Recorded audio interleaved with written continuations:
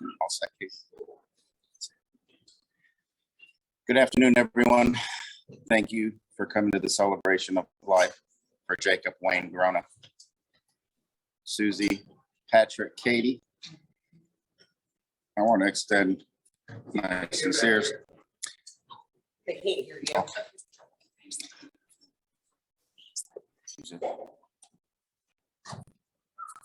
Now? Good. Okay. Sorry.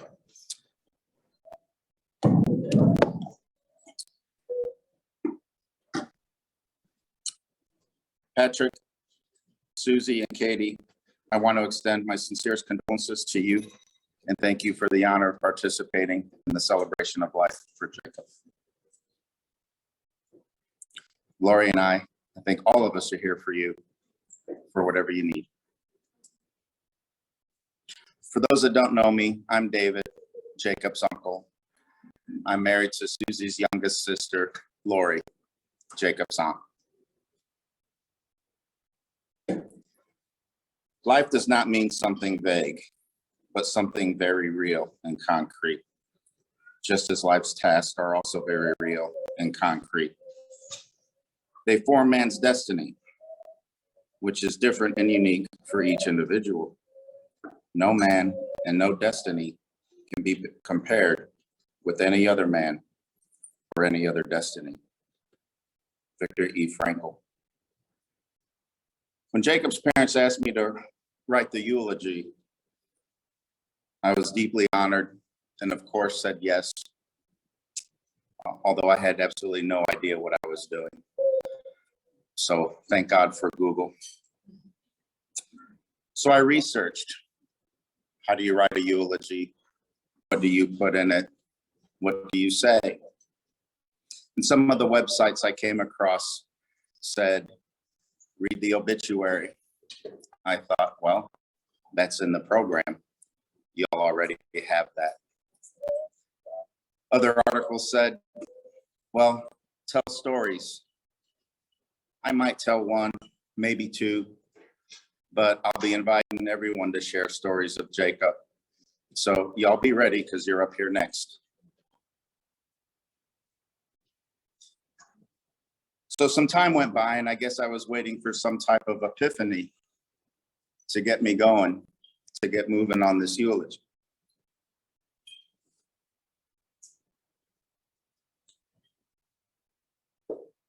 Waiting for a sign.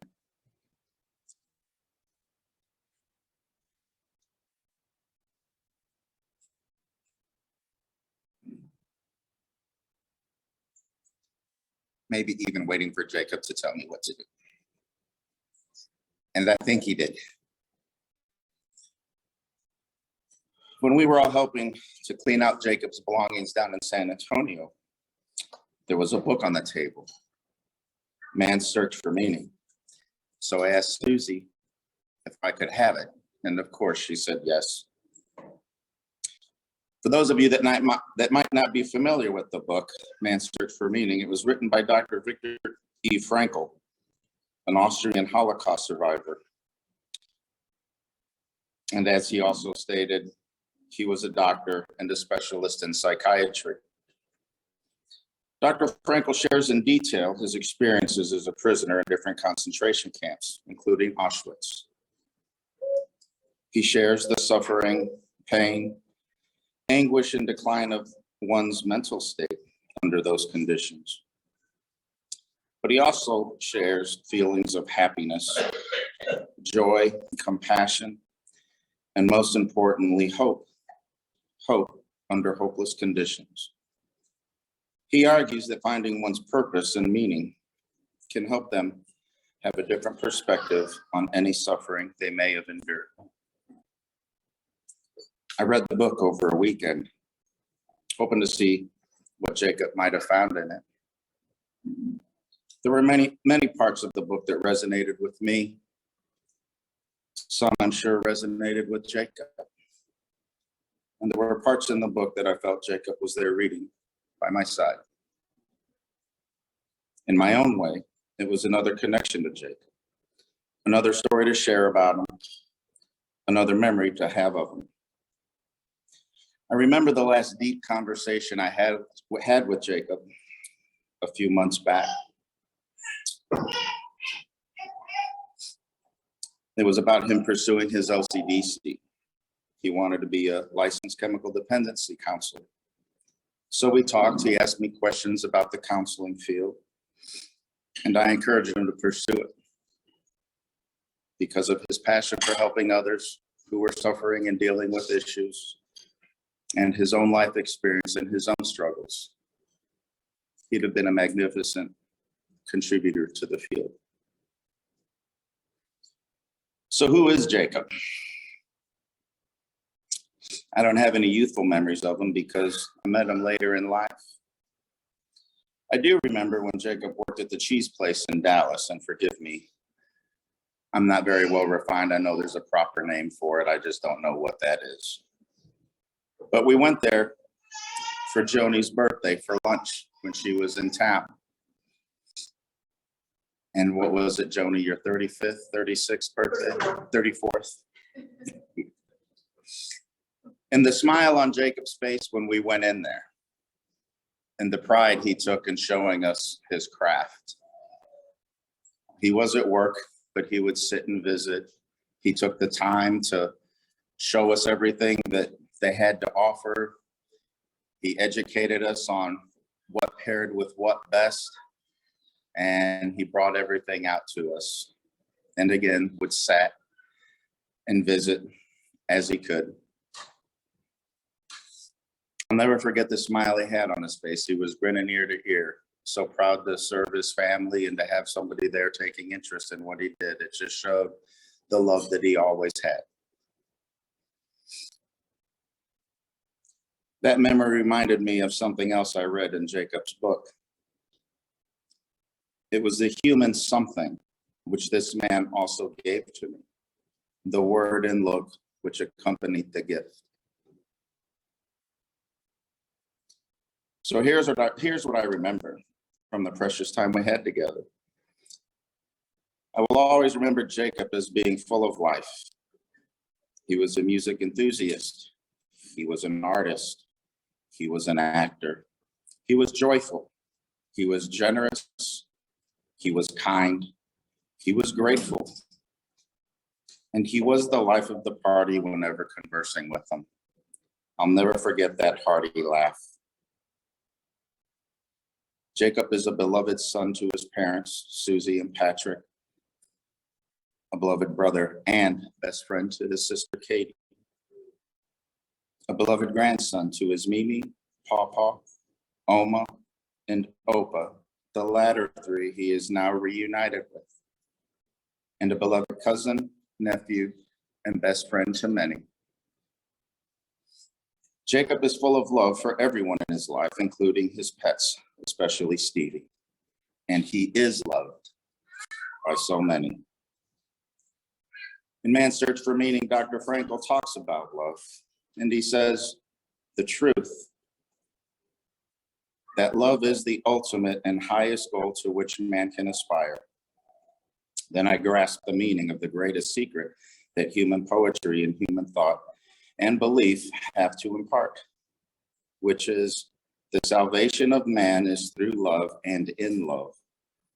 Love goes far beyond the physical person of the beloved. It finds its deepest meaning in his spiritual being, his inner self. Whether or not he is actually present, whether or not he is still alive at all, ceases somehow to be of importance.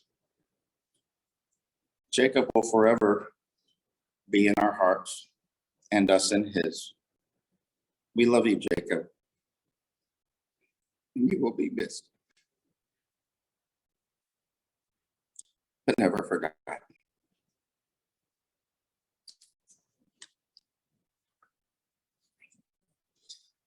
So I'll ask you all, when you're ready and if you can, to please come up and share a story of Jacob.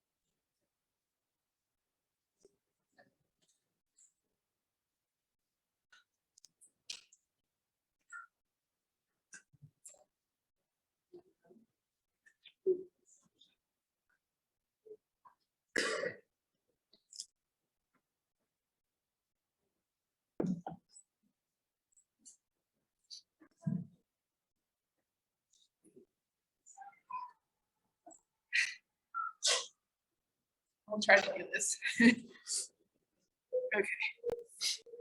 So I, like my Uncle David, had a hard time with this.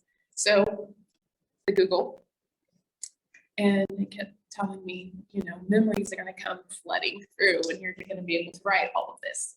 Did not happen. So I found this quote, and after this quote, I kind of felt like it helped me write the rest. So the quote says, "The outside world, we all grow old, but not to brothers and sisters. We know each other as we always were. We know each other's hearts. We share private family jokes. We remember family feuds and secrets, family griefs and joys. We live outside the touch of time." Being 9 years apart posed several challenges for Jacob and I. We were always in different stages in life, and as an older sister, I had no patience to relive the stage that I grew out of. I've never thought of myself as a bossy person.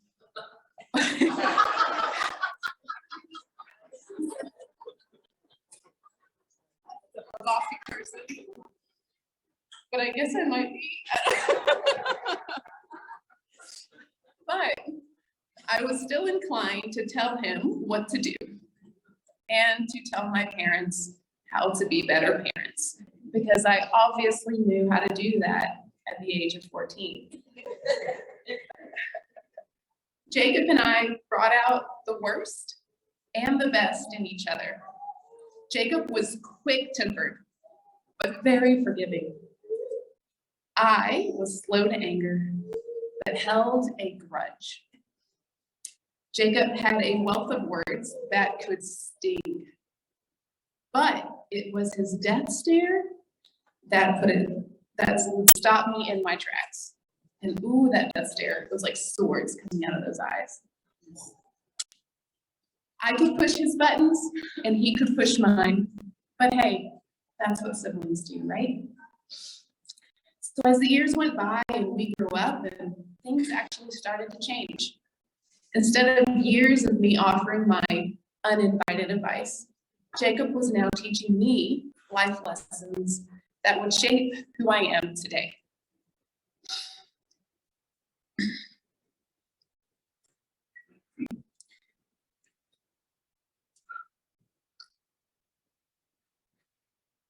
Jacob taught me to be proud and to embrace the culture we grew up around, to stop trying to be like everyone around me and to accept being different. Jacob was proud to be a child of deaf parents, and he was happy for all to know that about him. So I learned to stop being irritated and annoyed and enjoy those moments. He taught me that, hey, it was actually really cool that we had deaf parents. And it was fun to watch my mom unknowingly jam out in the car because he forgot to turn off the radio. To laugh when we drove behind my parents at night and their car looked like a lightning bug flashing on and off while driving down the road. And to smile when my mom, my dear mom, would yell our names in public when we were literally a few feet away. The stories go on and on, but Jacob would laugh, and I learned to laugh with him. Aside from these memories, Jacob was my little brother, who became my best friend.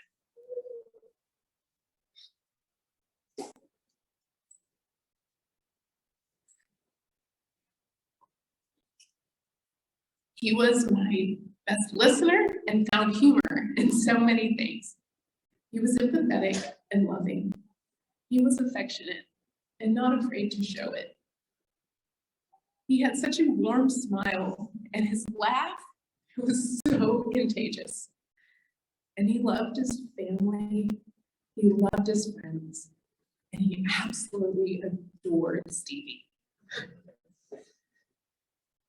There's a Vietnamese proverb that says, brothers and sisters are as close as hands and feet. That could not be more true for me and Jacob. Although we were so different, we still had a bond that, if separated, it made it difficult to function. So here I am today with my hands, but not my feet.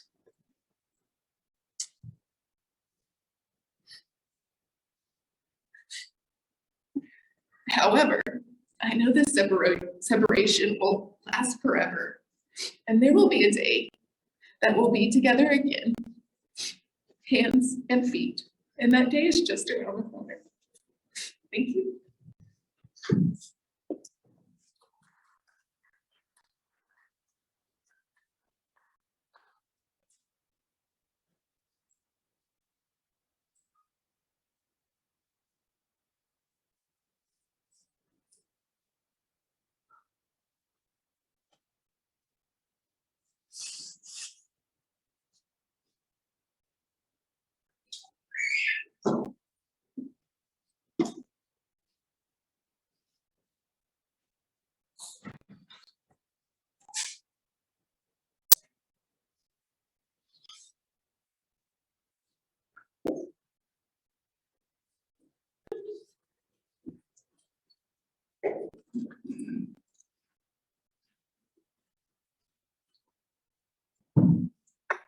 I'm Joni Duval, Jacob's aunt, Susie's middle sister. I am the bossy one.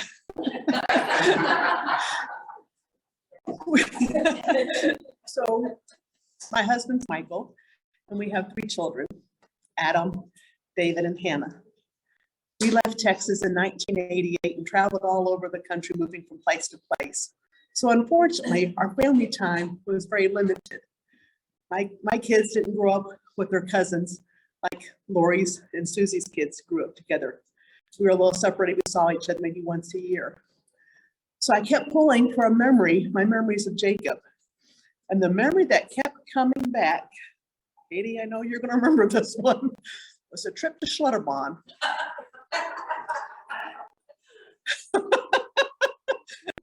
The trip from hell.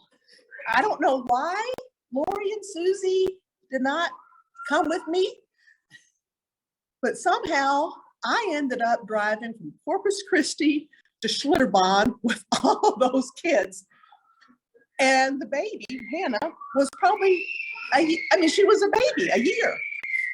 And Katie and Adam and Matthew were the oldest. So they were the ones who were supposed to be able to help me.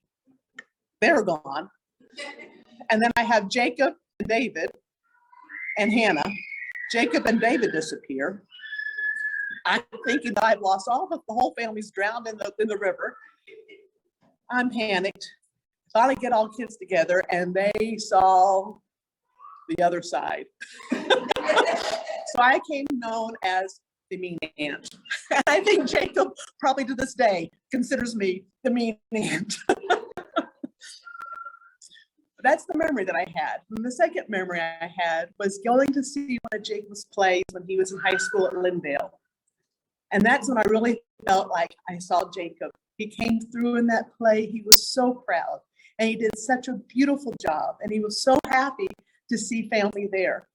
And it just was so touching. And I remember thinking, wow, this is a really talented kid. And then when we were living in Pennsylvania, his troupe from Kerrville came up and did a competition. Unfortunately, we were able to miss that trip, but I was able to talk to Jacob and he loved it, had a great time. And then, yes, the trip to the cheese store in Dallas, and we got to see Jacob there right a week before our daughter's wedding. And it was a wonderful trip, and he showed us everything, and it was so fun seeing Jacob in his element. He was so very proud. And then we get the phone call a month ago. It seems impossible that we're here celebrating his life. It doesn't seem right. It's not right. And like everyone else, I struggled for what words do you say? What do you say to Katie and Susie and Patrick who've lost the light, who've lost Jacob? something that we never should have to do. And I struggled and I prayed and I struggled for words. And I came across a quote, an Illinois congressman you may have heard, who lost his daughter recently. And he wrote a letter telling everyone what to do. And his words were much better than I ever could. So please forgive me for plagiarizing. But let me read what he said. To all asking what they can do, we can only ask that you live your lives as Gwen lived hers. So let's change Gwen for Jacob. Savor the moments. Use every ounce of energy for loving tomorrow. Not because that you know your tomorrow will come, but because you know that someone else's will. Lead with love. Let's lead with love. And Jacob, we missed you very much. We look forward to seeing you again someday.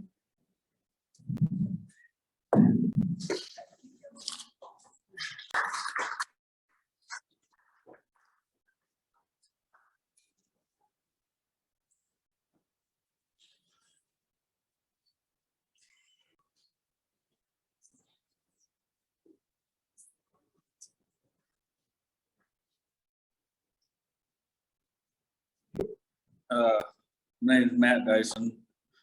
I'm the oldest grandson. Jacob's cousin.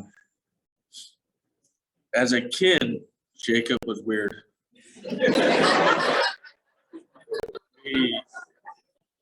We didn't like to hang around Jacob. He was the weird one. He was just didn't want to hang out with him. And not till he got older is when I felt that me and him were more like, we were the oddballs.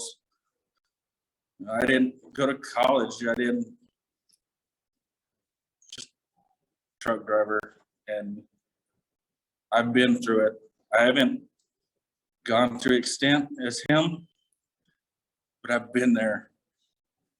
And I always told him, I text him throughout the day, called him, told him if you ever need anything, you just call. I'll be there in a heartbeat. I don't care how far you are. And Katie, I texted Katie when we found out and told her that I was sorry and I was always here for her. I don't know how I would take it if I lost my brother. And she told me, that it really hit hard.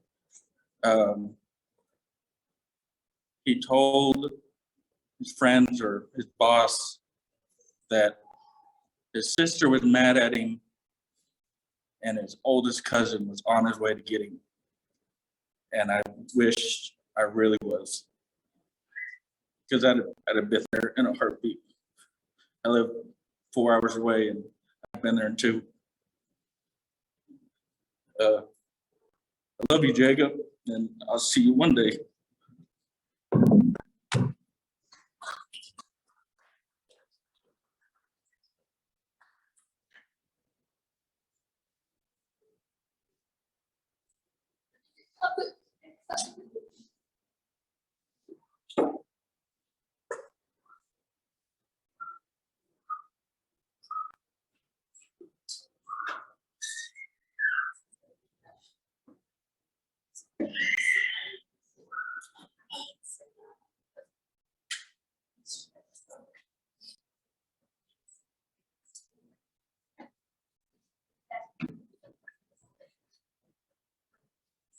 I'm Jacob's aunt. I'm the baby sister of Susie and Joni, and I was not the boss.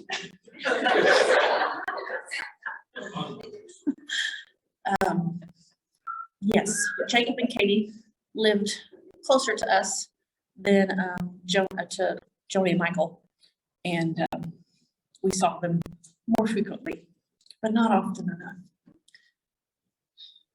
Jacob, as Matthew said, didn't join the group when all the cousins were together. He stood off by himself. But he was such a jolly little boy. He was fun to joke with, and he would joke right back with you, even at the age of 4. You could tease him and he wouldn't take it seriously, and he would tease you right back.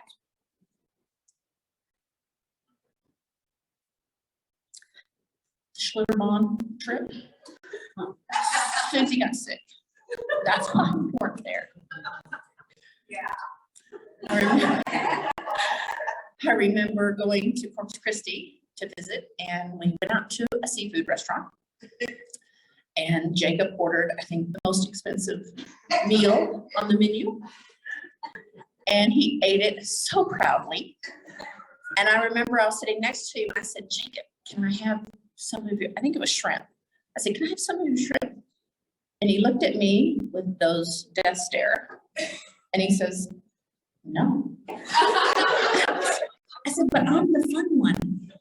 He says, no, you can order it and my mom will pay for it. He was a lovely young man. And I remember my mom telling a story. I'm going to tell it for her. We were at a family reunion, and she had a cousin and her husband were walking up, and it was an outdoor family reunion, and they were walking up towards the crowd of people. And Jacob, I think, may have been 3, 4, 5 years old. And he proudly walked up to them, introduced himself. Hi, I'm Jacob Grona. My mother is Susie and Patrick Grona. He says, nice to meet you. And that was just the kind of young man that Jacob was, that I remember. As he grew older, Jacob came and stayed with David and I for a short amount of time. And I didn't train or teach my boys at a young age to do their own laundry. So when Jacob was doing his own laundry, I was just like floored. And he says, do you have anything that I can wash for you while you're at, I was a teacher, while you're at school? And I said, oh, Jacob, thank you so much, but no. You're welcome to the house, do whatever you need to do. Jacob was just that type of a person. He was kind, loving, generous, and will be missed greatly. We love you.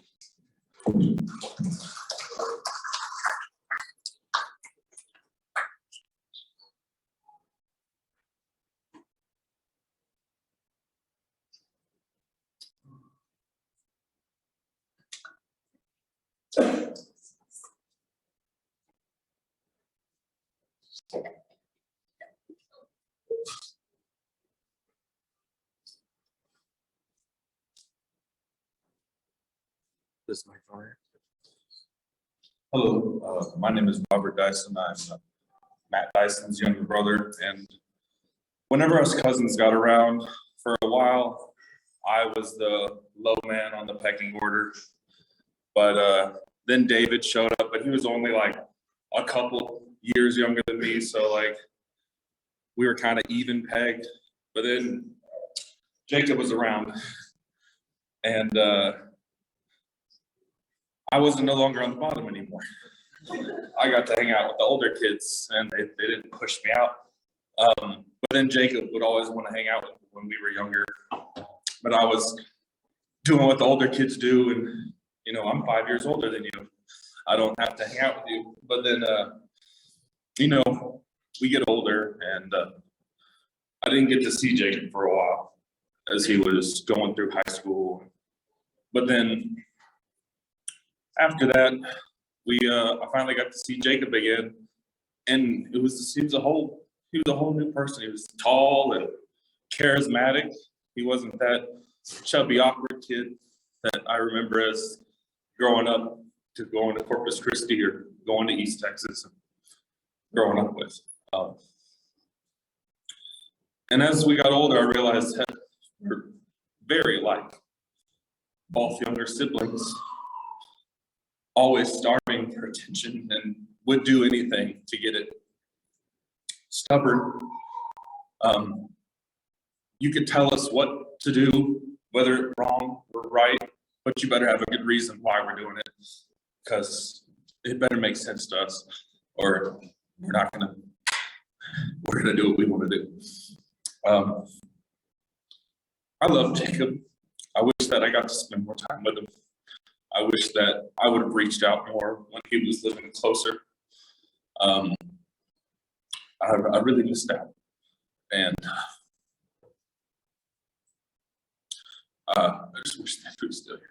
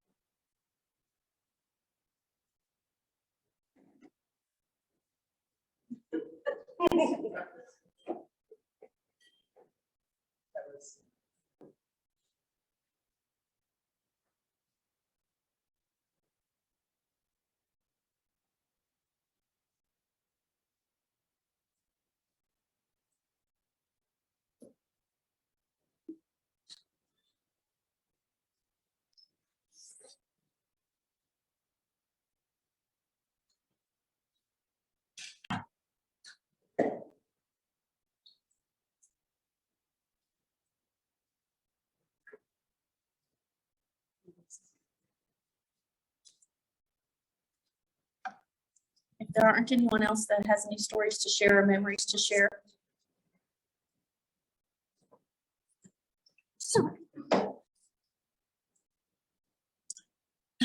So, like Katie, I'll try to get through this. For those of you who don't know me, my name is Tony Padilla, a friend of the Grona family. I have the unique distinction of being able to say that I have known Jacob as long as his parents. I have the privilege of witnessing his birth and being the first to hold him shortly after his incredibly happy and proud parents. In the weeks and months preceding Jacob's birth, his mother, ever the planner, wanted to make sure that she had all her bases covered and would often say, just in case you aren't available to interpret, or just in case you're out of town, we need a backup. It was said with such frequency that I told her she needed to name her soon-to-be born baby boy, Justin Case Grona. And I would often call Jacob that when I would see him. Jacob was born into a very loving and Christian family who saw him as a blessing from God. Jacob was a sweet baby, a happy kid, and a kind and likable young man. The Bible tells of a Jacob who may not appear to be all that likable. Jacob later in life was named by God Israel and is regarded as the patriarch of the Israelites. Jacob was the son of Isaac and Rebekah, the grandson of Abraham and Sarah. He too was described as a kind and mild-mannered young man. However, that Jacob became opportunist, a co-conspirator, shifty, untrustworthy, negligent, a father who chose favorites.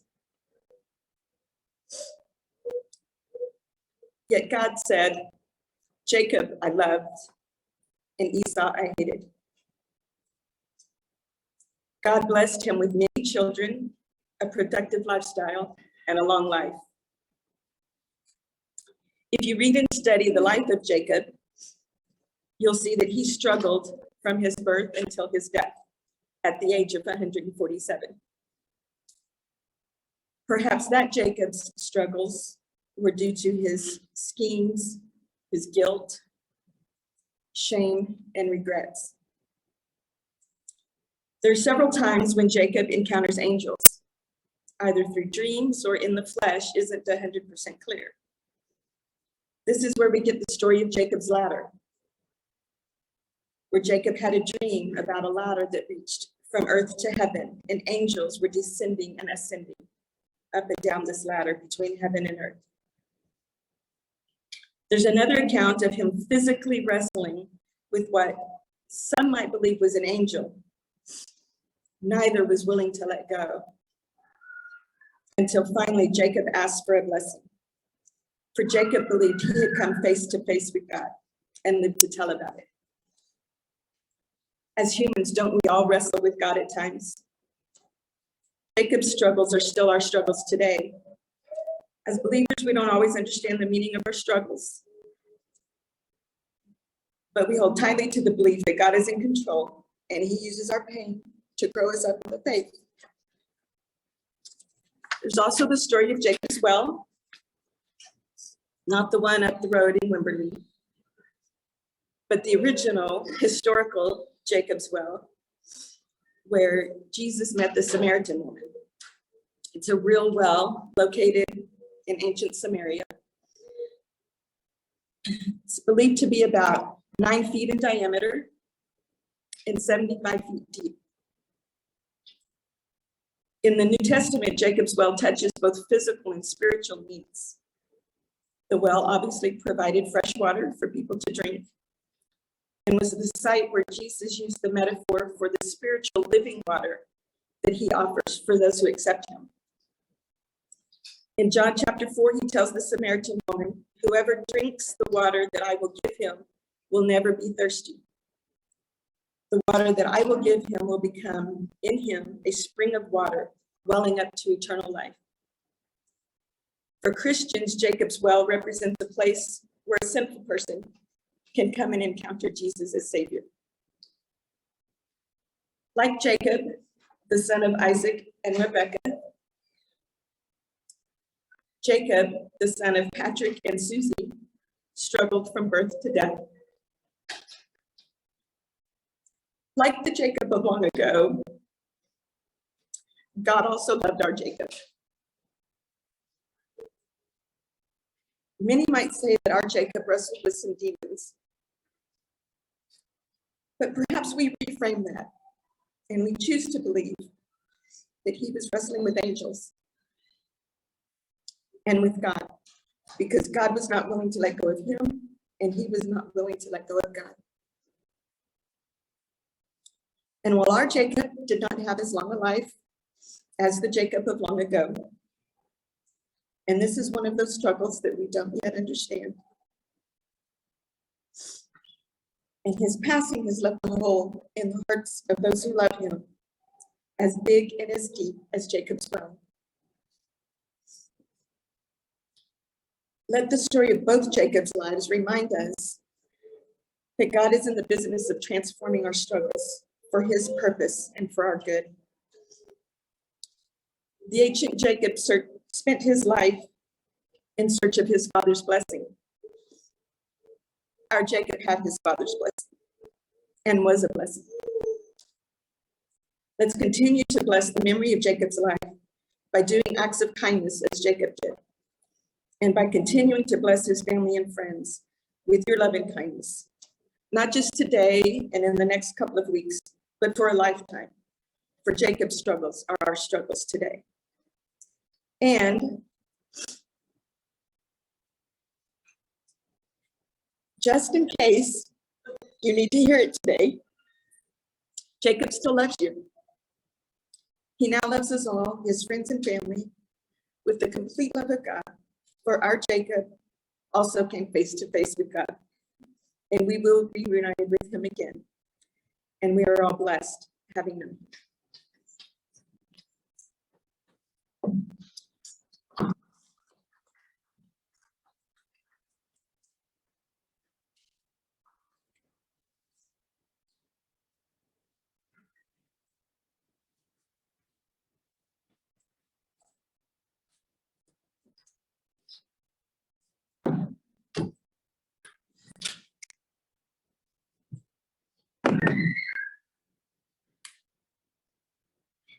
My name is Dr. Jeffrey Butts. My specialty is addiction medicine, I've been working in the field for about 15 years. Right at about the start of, right before the pandemic hit, I had this tall, lanky guy come into my office asking for some help. That was Jacob, and it was early January of the year 2020. And at the time, Jacob was diagnosed with a severe opiate use dependency. He wanted some help. He had been active in recovery, and that works for a lot of people. But Jacob came in because there's a medication out there that helps people with opiate dependency called Suboxone or buprenorphine. And Jacob came in and we started him on buprenorphine. I had the pleasure, distinct pleasure of working with this man. A lot of people that get on buprenorphine have a hard time getting off of it. Jacob had nothing to do with that. He was motivated to do everything I asked him to do, and he was successful. He tapered off of buprenorphine, which is a medication that helps heal the brain that's affected by opiates.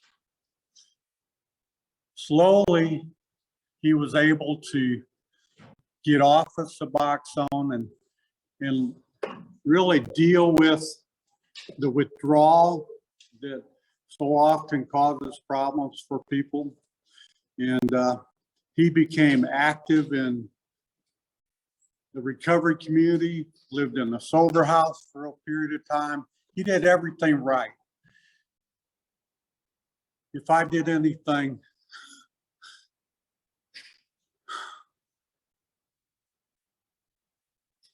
wrong, I got too close to Jacob.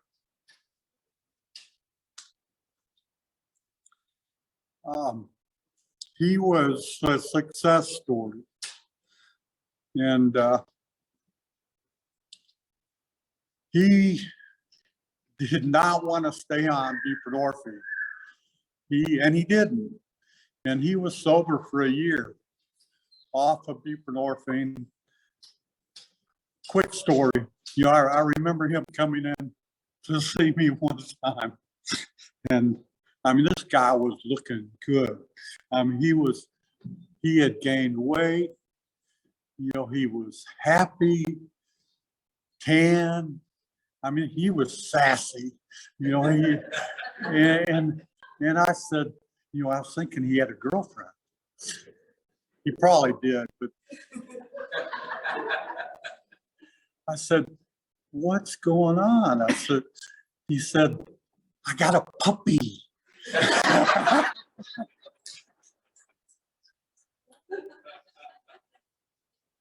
But, Jacob became a resource for me. He was somebody I could call when I had other people come in. A lot of people in the recovery community, are hesitant to reach out and get help with medications. In addition to buprenorphine, we were able to identify an underlying depression that he dealt with. And he was doing good, so good. But I'll tell you, addiction is a tale of two cities. It's the best of times and the worst of times. In active addiction, people make impulsive decisions. And I am convinced that Jacob had no intent to be where he's at right now. He would rather be out there helping other people in recovery. It was an accident, and he's in good company. Unfortunately, we're dealing with an opiate epidemic. 100,000 people a year are dying from opiate overdoses now. It's crazy. And that number is so high because there's a drug called fentanyl out there that's a synthetic. A lot of people here that are here to support Jacob because they're in recovery themselves. And I applaud everybody that's here. And I want those people to appreciate what Jacob has done for the recovery community. I sure do. There's a description of what happens when a doctor has a relationship with a patient, and it's been described as one sick person getting help and hope from another person. I'm not sure who got the most help and hope when I had encounters with Jacob. I mean, everybody's talked about his huge smile and his love of life. That's how I'm going to remember Jacob. Thank you.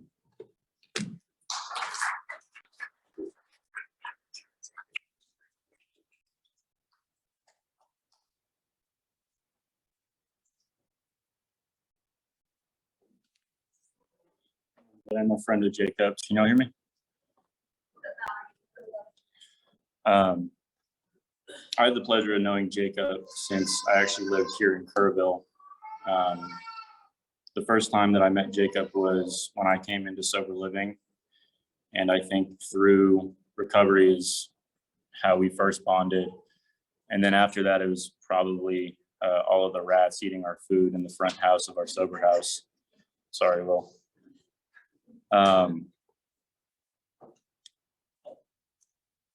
Since the time that I met him, and I want to quickly say that today I have the pleasure of getting a year sober today, and that's not because of me.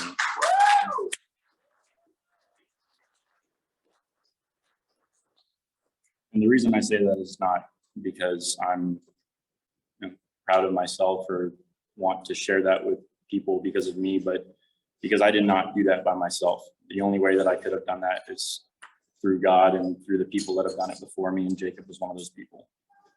So I would not have the life that I have today if it weren't for people like Jacob. And that's the way that I choose to remember him by. The first thing that I noticed about Jacob was how passionate he was about the things that he loved. And when he loved something, he really, really, really loved something. And you could tell by the way that he would express his emotions on his face. I always remember his expressions on his face. And I always remember the way that he described his parents, which was, and I quote, the cutest people he's ever met.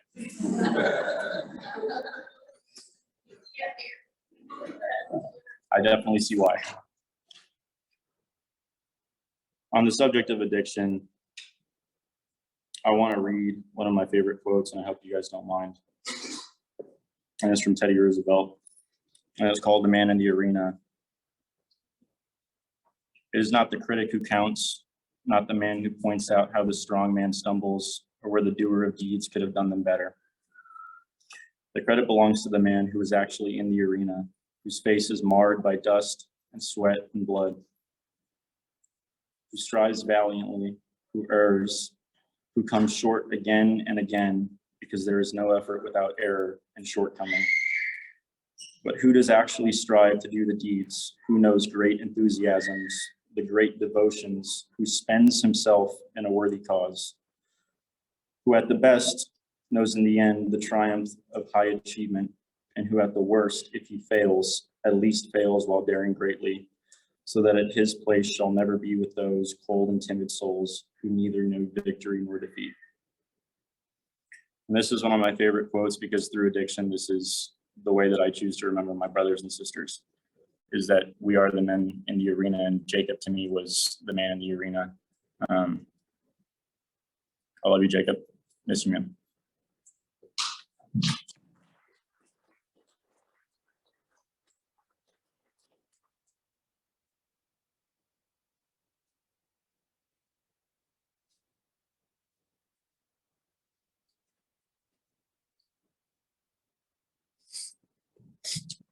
Hello, my name is Wade. Friends of Jacob. We met when we were in Austin.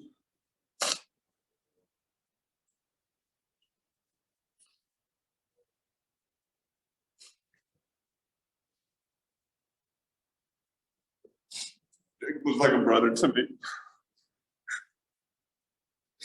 And losing him was like losing a big part of me. This is the second time this has happened to a really close friend of mine. I don't know, it's happened. A lot of people have lost, we've all lost Jacob in here. It's just hard. I don't know how to process it. I'm just tired of this happening. That's my baby. We feel the same way. I love Jacob. He was always there for me. We were there for each other. We like counted on each other for that because we just did. I remember when I came to Kerrville, we weren't talking, but when I came to Kerrville, I found out he was living there at the time. We were kind of estranged when I lived there. Things got bad for me and I stopped talking to him. When I moved to Kerrville, he was there. I remember I was in the sober house and I was walking down the street. We just started talking. I was trying to get back into town. I had called him that day. I hadn't seen him in forever since we lived in Austin together. So he called me and he came pick me up and gave me a ride to go do whatever I was doing and go get a job or something. I didn't have anything when I came here, but Jacob was here, so that was really good for me. That somebody I knew was here. He was established. He was sober and doing good. So it was good for me to come here and see him. We lived down the street from each other too. I would go over there in the morning with Remy and my dogs and go see him.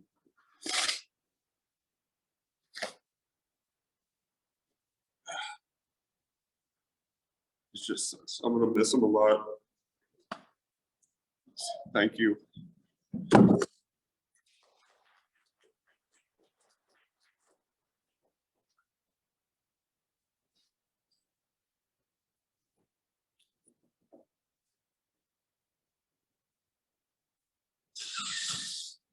I'm Corey. I'm Jacob's ex-partner. But even after we broke up, Jacob was always there for me, and he showed me love no matter what was going on with us. And I just wanted to share a story. Our first date was on his birthday, and he didn't tell me. And when he showed up, I was making us dinner, and we were talking about probably astrology. And I was asking him, I was like, oh, when's your birthday? And he's over there shredding cheese to put on the enchiladas, and he just like stops. He goes, well, it's actually today. And I just turned around and I looked at him like, what are you doing here? And he was like, well, I'm going up to Dallas tomorrow. And I just thought, like, why not spend my birthday meeting somebody new, and at the very least making a new friend. And that's kind of who Jacob was. He always put his friends above everything. And I never got to meet most of his friends because we started dating during the pandemic, but he would tell me all these stories about these beautiful people in his life. And I'm glad I finally got to meet a few of them today. But Jacob is the person who taught me that I could actually be in love. I didn't know that that was something that I would be able to do. And that is something that I will be grateful to him for the rest of my life.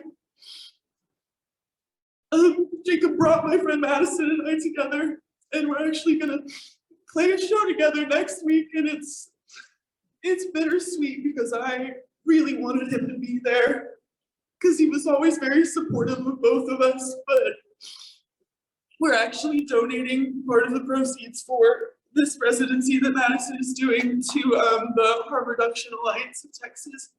And I think if you guys are wanting to, make a donation to help people in his situation, that's a good one to go through, and I know he would appreciate it, because Jacob wanted everyone to be able to have a good life, and I wanted so much more for him. But I know he lived his life to the fullest while he could, and I'm really happy I got to know him.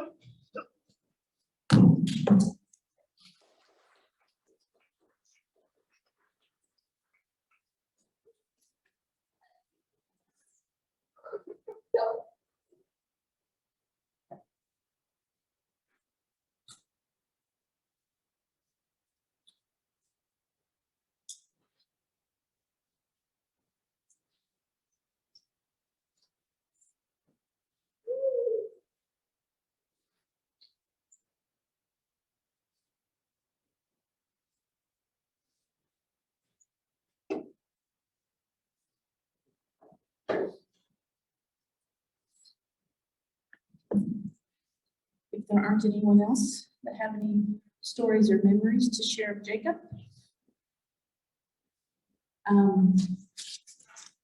Unfortunately for your ears, I get to lead you in a song at my sister's request. I think those of you that are moms may have sung this song to your child. So I'm gonna lead you, but I'm not singing this alone. We're gonna do 2 times of the chorus. You are my sunshine. And obviously, you know from the interpreters, and if you knew Jacob, he taught ASL at the Grape Juice here in Kerrville. And if you are unaware, this means I love you. And so his mom would be very appreciative at the end of the song. And so I'll just let Jacob know how much he's loved. And I think it's very obvious, the fact that we had to bring in extra chairs. So here we go. Ready? I'm gonna start. Y'all are gonna chime in. You are my sunshine, my only sunshine. You make me happy when skies are gray. You'll never know, dear, how much I love you. Please don't take my sunshine away. One more time.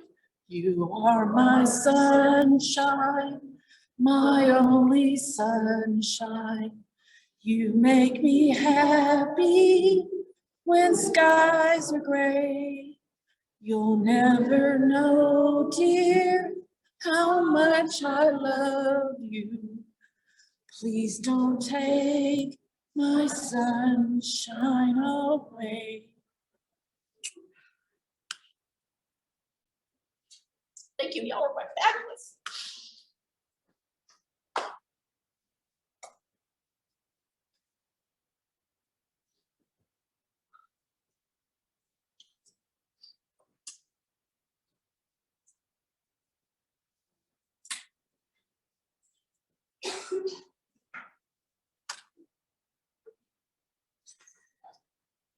I think it's appropriate.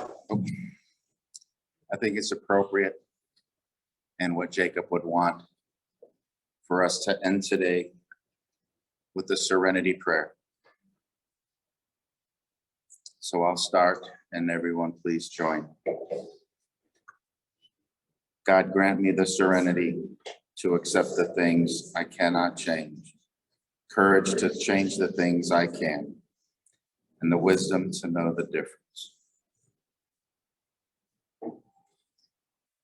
Thank you all for coming on behalf of the family.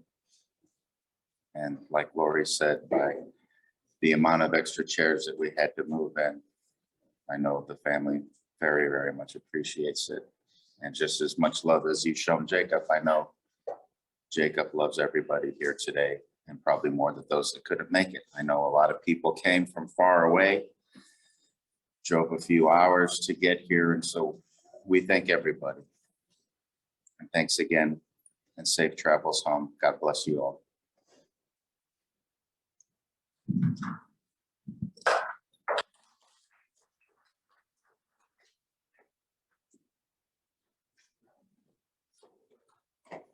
Susie wants to say something. Susie wants to say something.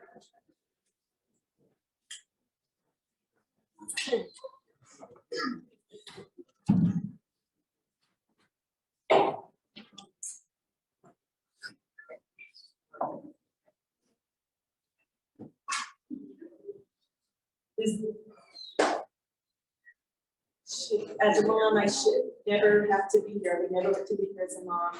But I want to thank you all for coming and being here. It really means a lot to me. And my husband, Patrick. And Katie, our daughter. Wow.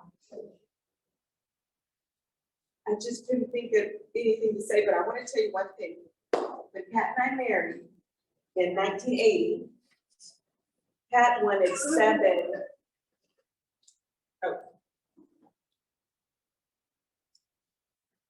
Okay, I'm sorry. You need to get the camera for Zoom. They couldn't see me. So I'll start again. For those folks, I apologize. As a mother, I've struggled with what words to say. I truly want to thank all of you for being here. I never thought I would have to be in this situation and talking about this. My dad passed 3 years ago. And my sisters were brave enough to talk at that time, and I couldn't. I was just grief-stricken, and I couldn't talk. And I didn't think I could about my son as well. But with your support and love, and the speeches I've heard today, I had to. When Pat and I first married in 1980, he wanted 7 children, 7. I thought, you have to be kidding. You're going to find another woman for that. I wanted to be independent, single, a teacher. That was all I wanted to do. But we married. 1 or 2 years later, no children. We struggled. Maybe some of y'all have experienced infertility. We couldn't have children. By the 3rd or 4th year of struggling, I decided to go to see a fertility specialist. And they gave me some sort of medication, but warned me that medication might cause you to have multiple children at once. And I thought, oh no, I don't want that. I only want 1 child. After all of this struggle, 1 will be good enough. So again, we went to see the doctor. Gave me 3 pills. The first pill, nothing worked. The next time, 2 pills. Took those for a while, nothing worked. 3rd time, they gave me these 3 pills to take for a while. And finally, I'll just share with you, a good friend of ours from Corpus Christi, Evelyn and Willie Flurkey, asked us to go to California with them for the World Games for the Deaf in 1985. Oh, we were thrilled. Roberta Tasby, who's here. Stand up, Roberta, please. Roberta won the gold medal there. So we were thrilled to go and support her. She was from our group. I got pregnant there. That was thrilled. So Katie was born in 1986. Oh, and we were so thrilled to have Katie. And Pat told me a little while later, can we try for a second? I was like, you see how much work this is, having a baby, all through the night. Katie was a crier. She was a screamer. She knew instinctively that we were deaf and she had good attention. And the lights were always flashing to let us know that she was crying. So, and that light, I changed that light bulb so many times. So as Katie got to be about 4 or 5 years old, Patrick decided we needed to have another child. I wasn't so sure. Okay, so I had to take this medication again. Didn't work. A little while later, had some female issues, had to have a DNC. had approached the doctor during that time and said, can Susie have another child? The doctor said, no, not without medication. She must, it'll only happen with this medication. He didn't tell me that he had talked to the doctor. So I went for my follow-up appointment to see the doctor, and she said, did Patrick tell you what he told me? And I said, no, you didn't tell me anything. Well, he wants one more. Oh, I was already 39 at that time, 38, 39, and he wants another, but she said, you remember you had to take those medications 3 different times? And I thought, I'll try one. It won't work, but it'll make Patrick happy. I'll do that for now. I took the one pill and I got pregnant. But wow, was I blessed. What a blessing. Jacob was born, we were thrilled. We had wonderful years with Jacob. And I want to share with you, yes, I do miss him, but I know in my heart that I will see him again someday. And the reason is because about 2 weeks ago, I was sleeping. I had a dream. I was in the kids' bathroom cleaning, and I felt someone tapped me on the shoulder. I turned around, and there was Jacob. Tall boy and handsome.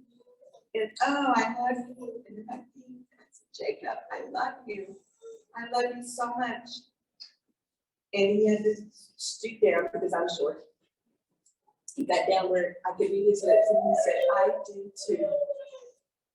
And I didn't want to wake up. I was just holding my breath. So I know that I will see him again someday. And again, thank you all so much for coming. It makes me feel so good that Jacob touched so many lives. I love you all.